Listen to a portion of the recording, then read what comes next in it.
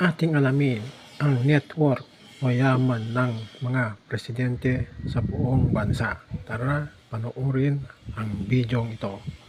Ang pinakamayamang presidente sa buong mundo ngayon, 2024. Number 10, Tamim bin Hamad Al Thani. Si Tamim bin Hamad Al Thani ay ipinanganak noong June 3, 1980 sa Doha, Qatar at siya ay 43 years old na ngayon.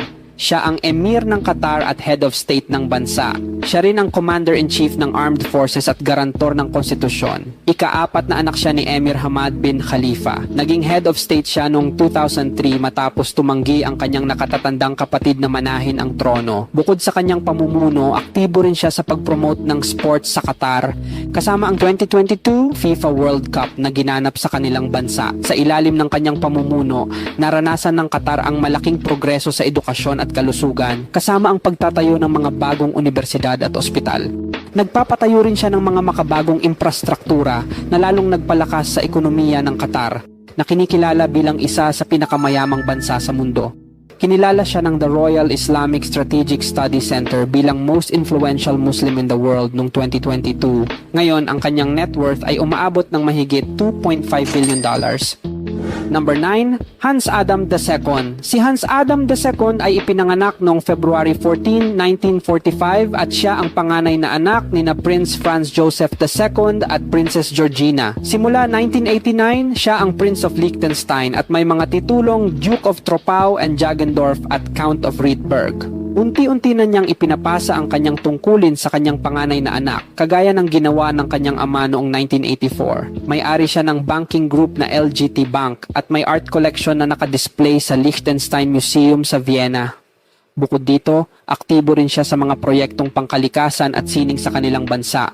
Mahilig din siya sa mga modernong teknolohiya at pinapalawak niya ang paggamit nito sa kanilang mga negosyo. Aktibo rin si Hans Adam II sa mga philanthropic efforts na sumusuporta sa iba't ibang charitable organizations sa Liechtenstein at sa buong mundo. Ang kanyang pamilya ay may net worth na $7.5 billion at siya mismo ay may personal net worth na $4 billion. Kinikilala bilang isa sa pinakamayamang head of state sa mundo at wealthiest monarch sa Europe. Number 8, Kim Jong-un. Si Kim Jong-un ay supreme leader ng North Korea simula 2011 at leader ng Workers' Party of Korea mula 2012. Ipinanganak siya noong January 8, 1984 sa Wonsan, North Korea at ikatlong anak na lalaki ni Kim Jong-il. Noong late 2010, ipinakilala siya bilang susunod na supreme leader ng North Korea. Nang namatay ang kanyang ama noong December 2011, siya ay naging the great successor. Pinalawak ni Kim ang kakayahan ng North Korea sa nuclear weapons na nagdulot ng tensyon sa United States, South Korea at China. Kilala rin siya sa kanyang extravagant lifestyle kasama ang koleksyon ng magagarang sasakyan at luxury yachts. Si Kim Jong-un ay may koleksyon ng mga luxury cars at isang fleet ng private jets na ginagamit niya sa mga state visits. Bukod sa kanyang pamumuno, aktibo rin siya sa mga proyektong pang-infrastruktura sa kanilang bansa, gaya ng pagpapagawa ng mga bagong daan, tulay at mga gusali. Sa kabila ng kahirapan sa North Korea, si Kim Jong-un ay may net worth na $5 billion. Kilala rin siya sa kanyang mga secretive investments sa iba't ibang negosyo sa labas ng bansa na nagpapalago pa ng kanyang yaman. Number 7, Mohammed VI. Si Mohammed VI ay hari ng Morocco. Ipinanganak siya noong August 21, 1963 sa Rabat, Morocco at miyembro ng Alawi Dynasty. Naging hari siya noong July 23, 1999 matapos mamatay ang kanyang ama. Nagpatupad siya ng mga reforma at pagbabago sa family code noong 2010. Nagkaroon ng aligasyon ng korupsyon laban sa kanya, dahilan para magsagawa ng protesta ang Arab Spring. Bilang tugon, ipinakilala niya ang bagong konstitusyon na naipasa sa public referendum noong July 1, 2011. Mayroon siyang business holdings sa iba't ibang economic sector sa Morocco at kinilala bilang most influential Muslim in the world noong 2023. Aktibo rin siya sa mga proyektong pang-edukasyon at pangkalusugan sa kanilang bansa. Si Mohammed VI ay mahilig sa sports at sinusuportahan niya ang Moroccan national football team. Siya rin ay isang avid collector ng art at antiques na nagpapakita ng kanyang pagmamahal sa kultura at kasaysayan. Siya ang pinakamayamang hari sa Africa at panglima sa wealthiest monarchs in the world na may net worth na $8.5 billion. Number 6, Mohammed bin Rashid Al Maktoum.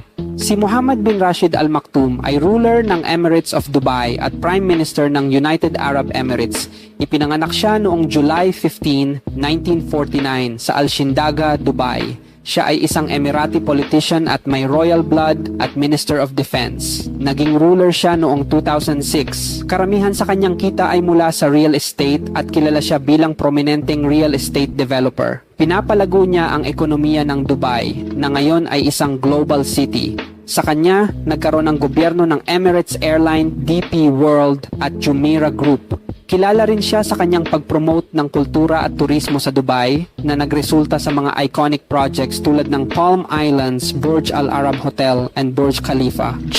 Aktibo rin siya sa mga proyektong pang-edukasyon at pangkalusugan tulad ng pagpapagawa ng mga modernong ospital at paaralan sa Dubai. Si Mohammed bin Rashid Al Maktoum ay mahilig sa poetry at literature at marami siyang naisulat na libro at tula.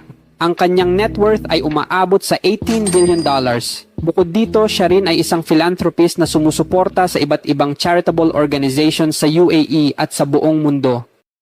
Number 5. Salman bin Abdulaziz Al Saud. Si Salman ay hari ng Saudi Arabia simula 2015 at nagsilbi rin bilang Prime Minister mula 2015 hanggang 2022. Siya ay 88 years old at ipinanganak noong December 31, 1935. Kinoronahan siya bilang Prince of Saudi Arabia noong 2012 hanggang 2015. Ilan sa kanyang nagawa ay ang Saudi intervention in the Yemeni Civil War, Saudi Vision 2030 at ang 2017 decree na pinahihintulutan ang mga kababaihan na mag-drive. Siya ang pinakamatandang living monarch at ikatlo sa pinakamatandang living head of state. Sa ilalim ng kanyang pamumuno, nakaranas ng malaking pagbabago ang Saudi Arabia sa mga aspeto ng ekonomiya at karapatang pantao. Kilala rin siya sa kanyang charitable works at mga proyekto para sa kapakanan ng mga mamamayan ng Saudi Arabia. Ang kanyang net worth ay $18.5 billion. Bukod dito, sinusuportahan niya ang mga proyekto sa renewable energy para sa sustainable na kinabukasan ng kanilang bansa. Aktibo rin si Salman sa pagpapalakas ng relasyon ng Saudi Arabia sa iba pang mga bansa na nagdudulot ng mas maraming economic partnerships at investments. Number 4, Hassan al-Bolkiah. Si Bolkiah ay Sultan ng Brunei simula 1967 at Prime Minister simula 1984. Siya ay 77 years old at ipinanganak noong July 15, 1946 sa Bandar Seri Begawan, Brunei. Siya ay tinaguri ang pinakamahabang nanunungkulan na monarch at head of state. Noong October 5, 2017, ipinagdiwang niya ang Golden Jubilee o 50th year na pagupo sa trono. Ang event na ito ay dinaluhan ng mga leader kasama ang dating President Rodrigo Duterte. Sa ilalim ng kanyang pamumuno, naging bahagi ng ASEAN at United Nations ang Brunei noong 1984. Kilala rin siya sa kanyang mga proyektong pang-edukasyon at pangkalusugan na nakakatulong sa kanyang mga nasasakupan. Mahilig din siya sa mga luxury cars at may koleksyon ng mahigit 7,000 sasakyan. Ang kanyang net worth ay $25 billion. Aktibo rin siya sa pagpapalago ng ekonomiya ng Brunei sa pamamagitan ng mga proyekto sa oil and gas industry.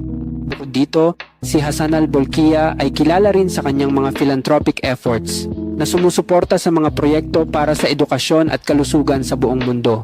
Mahilig din siya sa sports, lalo na sa polo, at aktibong sinusuportahan ang mga sports development programs sa Brunei.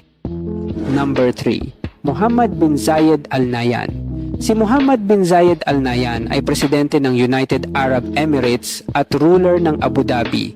Ipinanganak siya noong March 11, 1961 sa Al Ain, UAE. Anak siya ni Zayed bin Sultan Al Nahyan, unang presidente ng UAE at ruler ng Abu Dhabi. Nang namatay ang kanyang ama noong November 2004, ang kanyang half-brother na si Khalifa bin Zayed ang sumunod na presidente hanggang 2022. Kinilala siya ng The Royal Islamic Strategic Study Center bilang pangwalo sa most influential Muslim in the world noong 2023. Aktibo siya sa pag-push ng mga modernisasyon at economic diversification sa UAE. Mahilig din siya sa sports at sinusuportahan niya ang local football club sa UAE. Ang kanyang net worth ay $30 billion at ang pamilyang Al Nahyan ay may net worth na $150 billion. Kilala rin siya sa kanyang mga charitable activities at mga proyekto para sa kapakanan ng mga mamamayan ng UAE. Si Muhammad bin Zayed Al Nahyan ay kilala rin sa kanyang mga initiatives para sa sustainable development at renewable energy na naglalayong mapanatili ang kalikasan at mapabuti ang kalidad ng buhay sa UAE. Number 2, Maha Vajiralongkorn. Si Maha ang hari ng Thailand.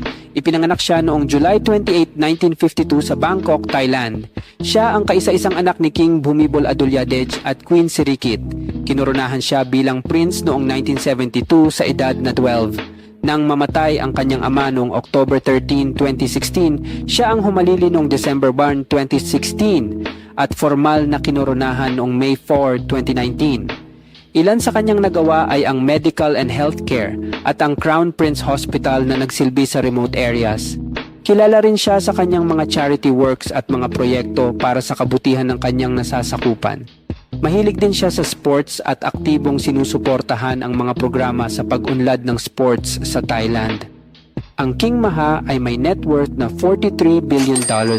Bukod dito, may mga business investments din siya sa iba't ibang industriya tulad ng real estate at banking. Kilala rin siya sa kanyang mga kontribusyon sa larangan ng edukasyon kung saan sinusuportahan niya ang mga scholarship programs para sa mga kabataang Thai. Number 1, Vladimir Putin. Si Vladimir Putin ay presidente ng Russia at tinaguriang pinakamayamang presidente ayon sa Forbes list. Ipinanganak siya noong October 7, 1952. Nagsimula siya bilang KGB Foreign Intelligence Officer sa loob ng 16 years at naging Lieutenant Colonel. Nagumpisa ang kanyang karera sa politika noong 1991 sa St. Petersburg.